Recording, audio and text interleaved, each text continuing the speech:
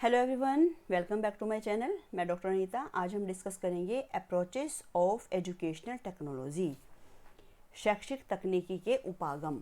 इससे पहले भी हम एजुकेशनल टेक्नोलॉजी की वीडियोस डाल चुके हैं, जो कि आप प्लेलिस्ट में जाकर देख सकते हैं। और इससे पहले की जो वीडियो थी उसमें हमने डाला था meaning of educational technology, nature of educational technology, assumption of educational technology and factors influencing the application of educational technology। तो जो ये वाला आपका टॉपिक है शैक्षिक तकनीकी का अर्थ, इसकी जो अवधारणाएं हैं ये, तो आपको अप्रोचेस देखने से पहले इसके पहले की जो वीडियो है वो ज़रूर देख लेनी है, जिससे कि आपको आगे की चीज़ें क्लियर हो जाएं। तो यदि आपने नहीं देखी है तो आई बटन में जाकर वहाँ पर क्लिक करके भी इस वीडियो को देख सकते हैं। डिस्क्रिप्शन बॉक्स में भी इसका लिंक दिया है, वहाँ से भी देख सकते हैं। और प्लेलिस्ट में भी ये वीडियो है, वहाँ पर भी आप इसको देख सकते हैं। तो हम बात करते हैं अप्रोचेस ऑफ एजुकेशनल टेक्नोलॉजी की। तो इससे पहले जो लास्ट वीडियो में हमने मीनिंग, नेचर, अजम्पशन डिस्कस किए थे, तो तब हमारा ऑब्जेक्टिव डिस्कस करना रह गया था। तो सबसे पहले हम डिस्कस करेंगे ऑब्जेक्टिव ऑफ एजुकेशनल टेक्नोलॉजी। जो शैक्षिक तकनीकी के उद्देश्य हैं वो उद्देश्य क्या क्या हैं। तो पहला हमारा ऑब्जेक्टिव है to determine the goals and formulated the objective in behaviour terms, कि शिक्षण के लिए जो हमारे ऑब्जेक्टिव हैं उन ऑब्जेक्टिव को फॉर्मुलेट करना और उनको व्यवहारिक रूप में लिखना। जब जो टीचर है वो क्लास में कंटेंट डिलीवर करने जाता है तो पहले उसका माइंडसेट रहता है कि उसे कौन सा ऑब्जेक्टिव आज क्लास में जाकर अचीव करना है। तो जो उसका ऑब्जेक्टिव है वो बिहेवियर टर्म में उसको लिखना है। नेक्स्ट है to organise the content in psychological sequence. जो कंटेंट है उसको बिल्कुल क्रमबद्ध कर लेना है और ये क्रमबद्धता साइकोलॉजिकल सीक्वेंस में होगी। जो कंटेंट है वो हमारे कंटेंट की हमें क्रमबद्ध व्यवस्था करनी है। To mediate between content and resources of presentation. और प्रेजेंटेशन के समय जो हम रिसोर्स यूज़ कर रहे हैं, जो हमारी अप्रोप्रिएट टीचिंग एड्स हैं, स्ट्रैटेजी हैं, टीचिंग मटेरियल है, इन सभी की सहायता से हमें पाठ्य वस्तु का प्रस्तुतिकरण करना। उसके बाद है to evaluate the learners performance in term of achieving educational objective. जो हमने ऑब्जेक्टिव डिसाइड किए हैं उसकी सीमा को जानने के लिए इस जो लर्नर हैं उनकी उपलब्धियों का मूल्यांकन करना। उसके बाद to provide feedback among other components for the modification of learners. जो हमारी मतलब फीडबैक देना, बच्चों को क्यों फीडबैक देना, कि जिससे हमारा टीचिंग लर्निंग प्रोसेस आगे हो, उनकी प्रविधियों का चयन करना और प्रयोग करना। अब हम आते हैं अपनी अप्रोचेस पर। अप्रोचेस ऑफ एजुकेशनल टेक्नोलॉजी, ये तीन हमारी अप्रोच हैं। हार्डवेयर अप्रोच और एजुकेशनल टेक्नोलॉजी फर्स्ट कहते हैं जिसको, शैक्षिक तकनीकी प्रथम या हार्डवेयर। दूसरा है हमारा सॉफ्टवेयर अप्रोच और एजुकेशनल टेक्नोलॉजी सेकंड, यानी कि मृदुल उपागम या कोमल उपागम भी इसे कहते हैं। और एजुकेशन शैक्षिक तकनीकी द्वितीय, सिस्टम एनालिसिस प्रणाली विश्लेषण और एजुकेशनल टेक्नोलॉजी थर्ड, शैक्षिक तकनीकी तृतीय या प्रणाली विश्लेषण। अब ये जो हमारा हार्डवेयर, सॉफ्टवेयर, सिस्टम एनालिसिस है, अब इन तीनों के अप्रोच क्या हैं, इनकी क्या कैरेक्टरिस्टिक्स हैं, ये किस तरह से हैं, तो ये अब आगे जान लेते हैं। सबसे पहले हम देखते हैं हार्डवेयर अप्रोच, जो हमारी है शैक्षिक तकनीकी प्रथम या हार्डवेयर उपागम या कठोर उपागम भी इसको कहते हैं। तो जो ये हमारी हार्डवेयर अप्रोच है इसे टेक्नोलॉजी इन एजुकेशन भी कहा जाता है। इससे जो लास्ट की वीडियो थी उसमें हमने डिस्कस किया था what is difference between technology in education, technology of education. तो ये बहुत बार क्वेश्चन पूछा जाता है कि इनमें क्या डिफरेंस है। ये 4 मार्क्स में भी आता है आपका और 2 मार्क्स में भी आता है। और इसमें ऐसा भी हो जाता है कि आपको 1 या 2 ऑब्जेक्ट दे दिए गए हैं, पूछ लिया जाएगा कि ये टेक्नोलॉजी इन एजुकेशन है या ऑफ एजुकेशन है। तो जो हमारा हार्डवेयर है वो टेक्नोलॉजी इन एजुकेशन है, मतलब शिक्षा में मशीनों का प्रयोग, इन में तकनीकी शिक्षा में मशीनों का प्रयोग। तो जो हमारा ये हार्डवेयर अप्रोच है, ये अप्रोच को सबसे पहले ए लुम्सडेन ने इसका वर्णन किया था और इसे दृश्य श्रव्य सामग्री, ऑडियो विजुअल एड्स भी कहा जाता है। इसमें ये मशीनों की तकनीकी की ओर पर जोर देता है, इसलिए इसे शिक्षा की मशीनी का तकनीकरण भी कहते हैं। और जो हमारी ये तकनीकी है इसका जो ओरिजिन है वो physical science to education and training system, physical science से हुआ है इसका, और इसे मशीनी शिक्षा से हुआ है। The process of teaching learning has been gradually mechanised through the use of machines, radio, television, tape recorder, video tape, ये सारे हैं। मतलब कहने का मतलब ये है कि जो हमारी शैक्षिक तकनीकी प्रथम है, इसमें क्या है कि तकनीकी प्रयास के अंतर्गत हम movies, gramophone, radio, tape recorder, television, projector, computer और इलेक्ट्रॉनिक वीडियो टेप, इन सभी जो हमारी टीचिंग मशीन्स हैं, ये सारी टीचिंग मशीन आती हैं।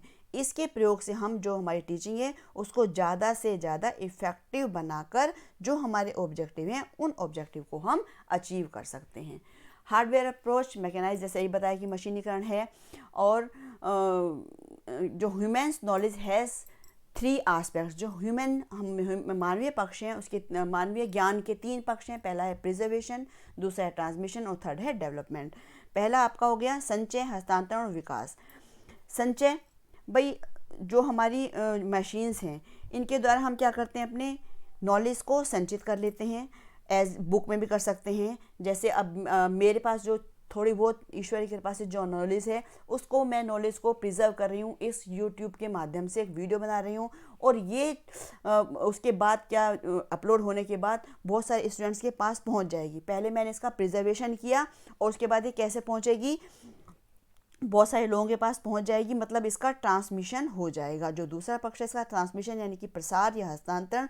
तो वैसे तो जो टीचर है वो खुद अपने स्टूडेंट्स को नॉलेज दे सकता है, उनको इंस्ट्रक्शन दे सकता है, उनको ज्ञान दे सकता है, परंतु कभी कभी सिचुएशन ऐसे आ जाती है कि हम कुछ बच्चे क्लास अटेंड नहीं कर पाते हैं, उसमें मैं क्लास में नहीं आई या किसी वजह से क्लास चल नहीं पाई। जैसे कि आजकल आज हम प्रेजेंट सिनेरियो की बात करें तो कोरोना वायरस की वजह से कहीं भी कोई स्कूल ओपन नहीं है, कोई कॉलेज ओपन नहीं है, कहीं भी क्लास नहीं चल रही है। तो उसमें क्या है कि इस तरह से हम अपना टीचर जो है अपनी जो उसके पास नॉलेज है उसका ट्रांसमिशन वो स्टूडेंट्स तक पहुंचा सकता है। तो यहाँ पर क्या है, जो स्टूडेंट्स है वो बहुत बड़ी संख्या में उसको सुन सकते हैं, उसको देख सकते हैं। तो पहला हो गया हमारा प्रिजर्वेशन, हमने ज्ञान को संचित किया, चाहे वो किसी बुक के माध्यम से किया, चाहे वीडियो टेप के माध्यम से किया, और जो हम टीवी पर प्रोग्राम, दूरदर्शन पर जो प्रोग्राम्स आते हैं जैसे एकलव्य वगैरह प्रोग्राम है, एजुकेशन चैनल जो आते हैं, तो उसके थ्रू भी ये ट्रांसमिशन हो रहा है, बच्चों के पास पहुँच रहा है। उसके बाद है आपका, बहुत सारे स्टूडेंट्स इसका लाभ उठाते हैं। इस तरह से जो हमारी एजुकेशन टेक्नोलॉजी है, इसके कारण जो एजुकेशन का प्रोसेस है वो उस प्रोसेस का बहुत वाइड एरिया हो गया है। अब इसके बाद हमारे दोनों एस्पेक्ट्स हो गए। अब हमारा तीसरा एस्पेक्ट है डेवलपमेंट। अब हम डेवलपमेंट कैसे करेंगे, तो जो इसके लिए क्या है, रिसर्च वर्क की व्यवस्था की जाती है। अब जो रिसर्चर होता है उस रिसर्चर को डाटा कलेक्शन करना होता है, उसका एनालिसिस करना होता है, तो इसके लिए उसे मशीनों की आवश्यकता होती है, जैसे कंप्यूटर की आवश्यकता होती है। उसे अपना डाटा कलेक्शन करना है तो डाटा कलेक्शन करेगा और उसके बाद वो उसका एनालाइज करेगा, सिंथेसिस करेगा, उसको इसके लिए उसको क्या चाहिए, कंप्यूटर की नीड है। तो इस तरह से अब एजुकेशन का जो प्रोसेस है उसमें मैकेनाइज हो गया है। जैसे कि यहाँ पर बताया गया है, hardware approach mechanise the process of teaching. तो जो हमारी शिक्षण की प्रक्रिया है, इस प्रक्रिया के यंत्रीकरण को शैक्षिक तकनीकी प्रथम या हार्डवेयर उपागम कहते हैं। तो यहाँ पर हार्डवेयर उपागम क्या है, शैक्षिक तकनीकी प्रथम क्या है कि जहाँ पर शिक्षा के क्षेत्र में मशीनों का प्रयोग किया जा रहा है। एक दो लाइन में यही होगा। यदि आपका 2 मार्क्स में क्वेश्चन आता है हार्डवेयर क्या है या शैक्षिक तकनीकी प्रथम क्या है, तो आपको ये बताना है शिक्षा के क्षेत्र में मशीनों का प्रयोग। तो इसके बाद हमारा आता है सॉफ्टवेयर। सॉफ्टवेयर जैसे कि आप नाम से समझ रहे हैं, सॉफ्ट बहुत सरल, बहुत मृदुल। सॉफ्ट मतलब हम कहते हैं ये चीज़ बहुत सॉफ्ट है, तो ये सॉफ्टवेयर यानी कि शिक्षा के क्षेत्र में हमें अपने शिक्षण को बहुत सॉफ्ट बना देना है, बहुत मृदुल बना देना है, बहुत इजी बना देना है। तो हम इजी कैसे बनाएंगे, हमारा टीचिंग लर्निंग प्रोसेस इस तरह से होगा कि वो सिंपल, सॉफ्ट और इंटरेस्टिंग होगा, जिससे बच्चे सुनना पसंद करेंगे। यहाँ पर क्या है, जो हमारी हार्डवेयर अप्रोच थी उसके लिए AS लुम्सडेन ने सबसे पहले इसका वर्णन किया था, और जो हमारी सॉफ्टवेयर अप्रोच है इस अप्रोच को बिहेवियरिस्ट जो हैं स्किनर के द्वारा कहा जाता है कि ये इसके फाउंडर हैं, इन्होंने इसका सबसे पहले इस शब्द का प्रयोग किया। Software approach is also term as instruction technology भी कहते हैं इसको, टीचिंग टेक्नोलॉजी भी कहते हैं और बिहेवियर टेक्नोलॉजी भी कहते हैं, व्यवहारिक तकनीकी भी इसे कहा जाता है। The software approach use the principle of psychological for building in the learner a complex. अब ये जो हमारा सॉफ्टवेयर अप्रोच है, इस अप्रोच में मशीनों का प्रयोग ना करके मनोवैज्ञानिक सिद्धांतों का प्रयोग किया जाता है। यदि मशीनों का प्रयोग किया भी जाता है तो वो केवल कंटेंट को इफ़ेक्टिव रूप से प्रेजेंट करने के लिए किया जाता है। तो यहाँ पर आपको ये ध्यान रखना है कि जो शैक्षिक तकनीकी द्वितीय है, यहाँ पर मशीनों का प्रयोग ना करके वरन जो हमारे टीचिंग है और हमारे सीखने के मनोवैज्ञानिक सिद्धांतों का प्रयोग किया जाता है, जिससे कि स्टूडेंट के बिहेवियर में डिज़ायरेबल चेंज लाया जा सके। लेकिन हाँ, यदि मशीनों का प्रयोग होता भी है तो वो केवल कंटेंट को इफ़ेक्टिव बनाने के लिए किया जाता है।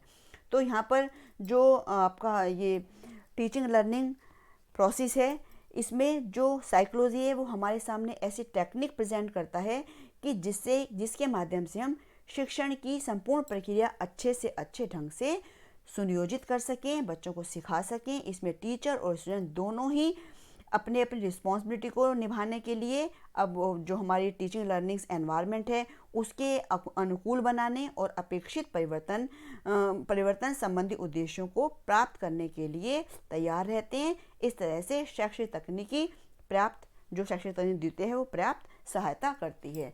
जो हमारा शैक्षिक तकनीकी द्वितीय है, इसमें आर्थर, मेल्टन, स्किनर, डेविस, सिल्वर, मेन, इनका नाम मुख्यतः आता है। जो हमारा ये सॉफ्टवेयर है, इस सॉफ्टवेयर में जो हम बच्चे को कुछ टीचिंग एड दिखा रहे हैं, तो उसमें क्या आपके न्यूज़पेपर हो गए, बुक्स हैं, मैगजीन हैं, एजुकेशनल गेम्स हैं, फ्लैश कार्ड्स हैं, तो ये सारे इसके सोर्सेस हैं। चार्ट, ग्राफ, आपके पोस्टर हो गए, बुक्स हो गई, चौक, फ्लैनर बोर्ड, बुलेटिन बोर्ड, कोई पिक्चर्स हो गए, डायग्राम हो गए, मॉडल हो गए, जो आपके रियल ऑब्जेक्ट हो जाते हैं, कोई मॉडल्स हो गए। इस तरह के जो ये हैं सॉफ्टवेयर का पार्ट है। ये भी आपका 2 मार्क्स में क्वेश्चन आ सकता है कि चार्ट या ग्राफ ये सॉफ्टवेयर है या हार्डवेयर है। तो आपको ये पता होना चाहिए जो हार्डवेयर है वो कौन सा है आपका, radio, tape recorder, teaching machine, projector, film strip, slides, computer, Doordarshan, video tape, ये आपके हार्डवेयर हैं। तो आपको ये दोनों में क्लियर होना चाहिए कि हार्डवेयर क्या है, कौन सा है, और सॉफ्टवेयर कौन सा है। तो यहाँ पर जो हम इसकी बात कर रहे हैं आपकी शैक्षिक तकनीकी द्वितीय की, सॉफ्टवेयर की, तो सॉफ्टवेयर में क्या है कि शिक्षण जो हमारा टीचिंग प्रोसेस है इसको बहुत सरल, इंटरेस्टिंग बनाया जाता है। इसीलिए इसको सॉफ्टवेयर उपागम नाम भी दिया गया है, क्योंकि इसको हम सिंपल, सॉफ्ट और इंटरेस्टिंग बनाते हैं, इसलिए इसको सॉफ्टवेयर कहा जाता है।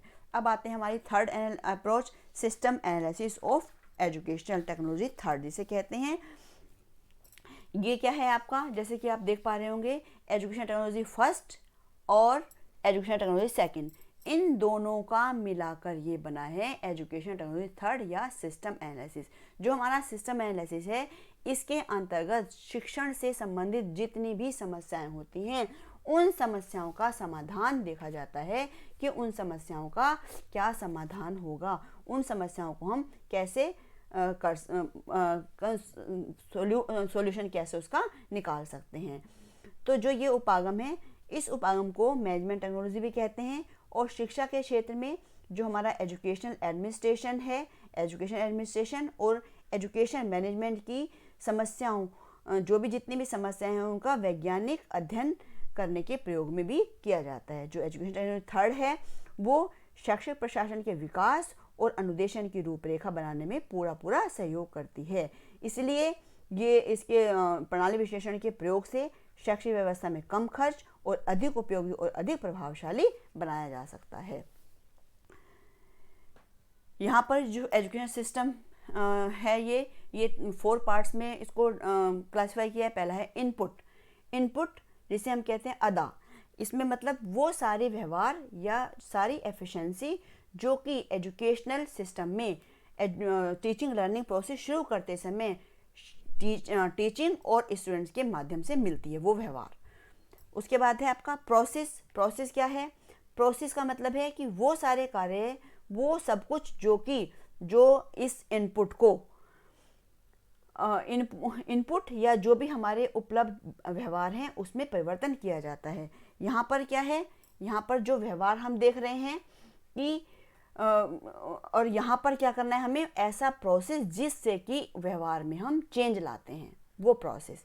और आउटपुट कितना चेंज आ पाया, यानी कि प्रदा से मतलब है उस व्यवहार से है जिसे प्राप्त करने के लिए उस प्रणाली को निर्मित किया गया, प्रणाली को बनाया गया और ये देखा गया कि कितना व्यवहार में चेंज हुआ। एनवायरमेंटल कॉन्टेक्स्ट यानी कि पर्यावरण संदर्भ, इसमें क्या है कि वो सारे फैक्टर्स आएंगे जिनसे कि ये प्रणाली प्रभावित होती है, वो फैक्टर्स को इंक्लूड किया जाएगा। और जो हमारा सिस्टम अप्रोच है ये सिस्टमैटिक है, बिल्कुल सिस्टम से समझ आ रहा है, सिस्टमैटिक, बिल्कुल ये सिस्टमैटिक अप्रोच है।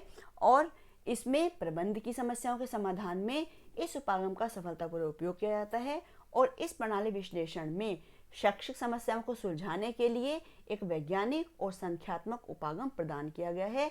ये जो अप्रोच है ये अधिक ऑब्जेक्टिविटी है इसमें, उसको बिल्कुल प्योर माना जाता है। और आजकल ये अप्रोच शैक्षिक प्रशासन के क्षेत्र में बहुत लोकप्रिय है और इसके प्रयोग से education system, education administration, education management, ये सभी बहुत ज़्यादा प्रभावशाली, संयमित, कम खर्चीला और महत्वपूर्ण माना जाने लगा है। तो उम्मीद है कि आपको ये सेशन पसंद आया होगा, आपको समझ आया होगा हार्डवेयर अप्रोच क्या है, सॉफ्टवेयर अप्रोच क्या है। आपको ये नाम से ध्यान रखना है। हार्डवेयर अप्रोच क्या है, टेक्नोलॉजी इन एजुकेशन, जहाँ पर शिक्षा में मशीनों का प्रयोग होता है।